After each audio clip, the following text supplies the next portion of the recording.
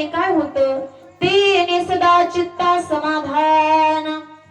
भगवंताचं नामचिंतन केल्याने सदा आपल्याला काय प्राप्त होतं, समाधान प्राप्त होतं। आणि जगद्गुरु तुकोबाई म्हणतात की त्याच भगवंताच्या नामाचे आम्ही अलंकार परिधान केले, सर्व सुख ल्यालो सर्व अलंकार, आनंदी निर्भय डुलत सो। आम्ही भगवंताच्या नामाचे अलंकार परिधान केले आणि आता आनंदाने निर्भय होऊन आम्ही काय करत आहोत, काय करत आहोत, डुलत आहोत।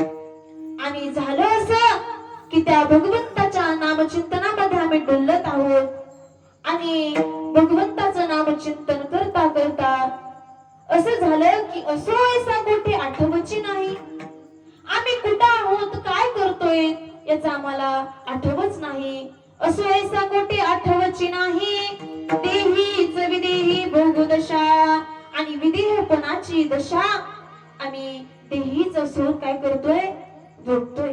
शेवटी जगद्गुरु तुकोबाई सांगतात, तुका म्हणे आम्ही झालो अग्निरूप, लागोनी दीपाप पुण्यांगा।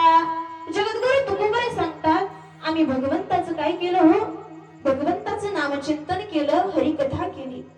आणि त्या भगवंताचं नामचिंतन केल्याने हरिकथा केल्याने झालं असं की आम्ही अग्निरूप झालो, अर्थात आम्ही ब्रह्मरूप झालो।